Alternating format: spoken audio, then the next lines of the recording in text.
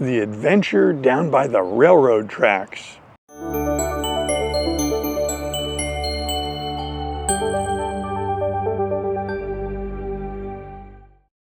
Hello and welcome. Welcome to Input English.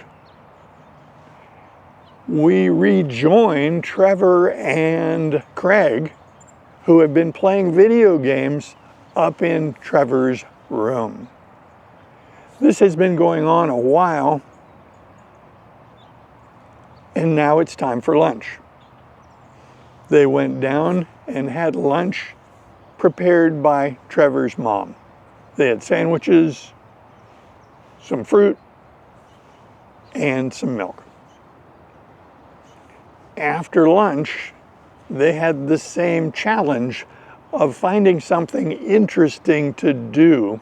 After lunch, they jumped on the bikes and rode through the neighborhood.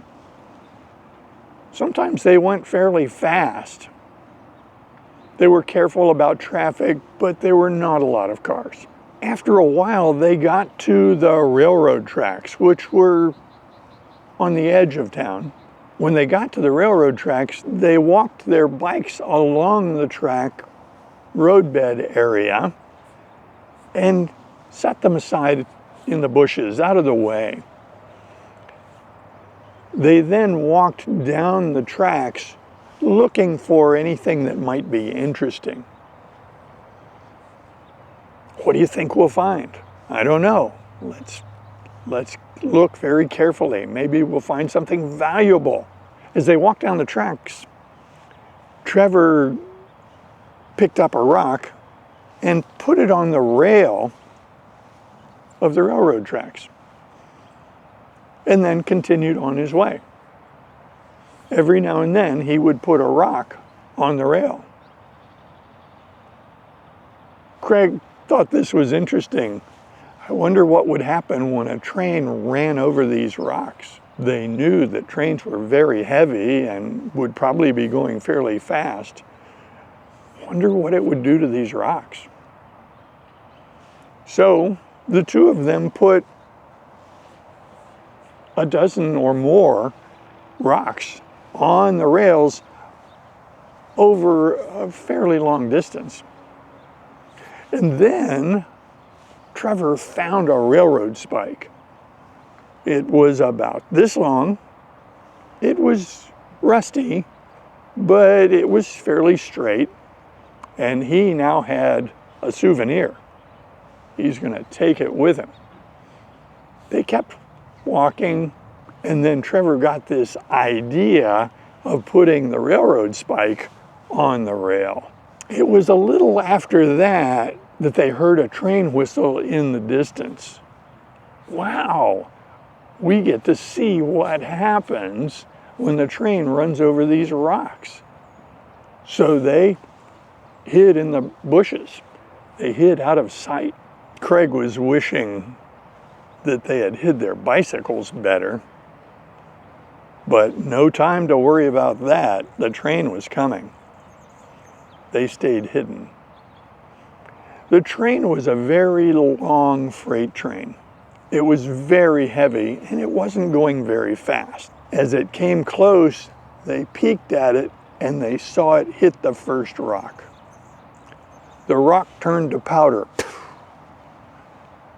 And then the next one. Some of the rocks were knocked off by the wheels, but most of them were completely pulverized. They were turned to a fine powder with a pop sound. This was very entertaining to the boys. And then the train got to the railroad spike. When the train hit the railroad spike, there was a very different sound. It was a ringing, squeaking sound, and the railroad spike was shot out from under the wheel of the train.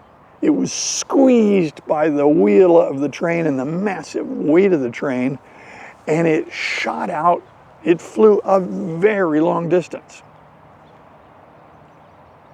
The train continued down the tracks and eventually disappeared. The boys, after waiting for the train to be out of sight, went to the tracks to inspect their work. They could not find a mark on the tracks. The tracks were fine, not a scratch.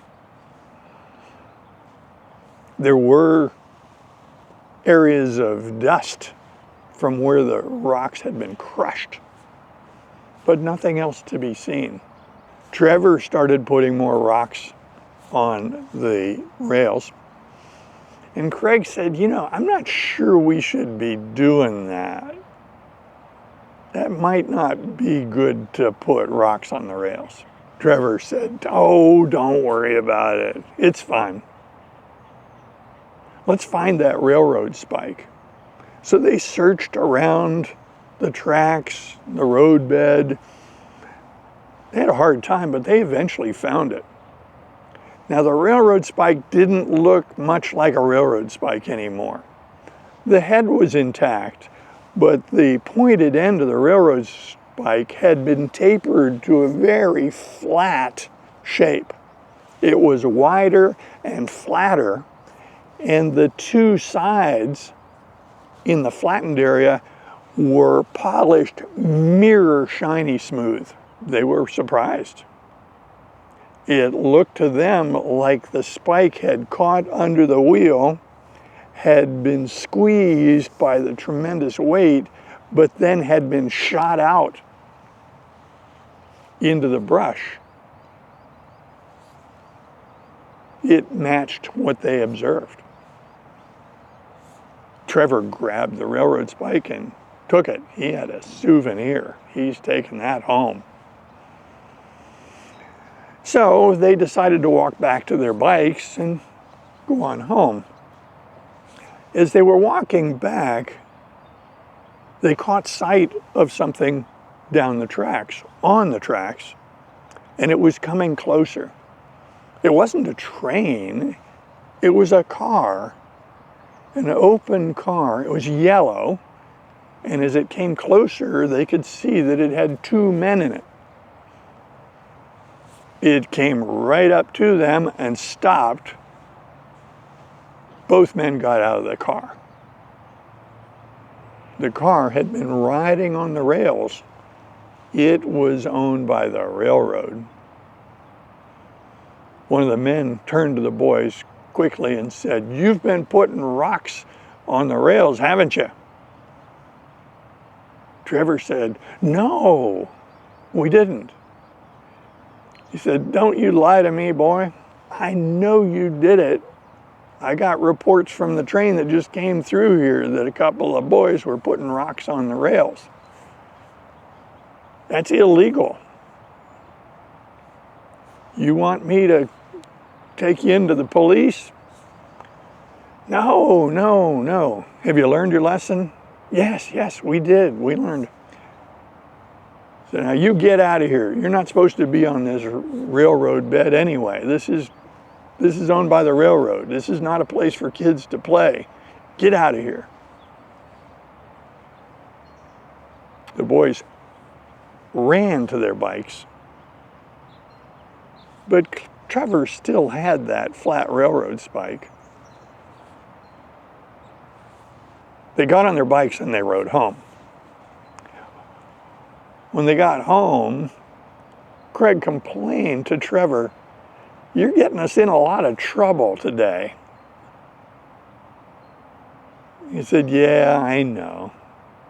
He said, "But at least this time you didn't blame it on me." No, that wouldn't have been right. They went back upstairs and fired up the video game. That's enough excitement for today.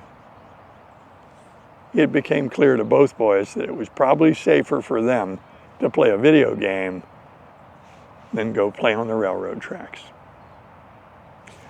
That's the end of this episode. I hope you enjoyed it. I invite comments below. We encourage people to like and subscribe to the channel. We appreciate that. And I invite you to come join us in future videos. See you soon. Bye.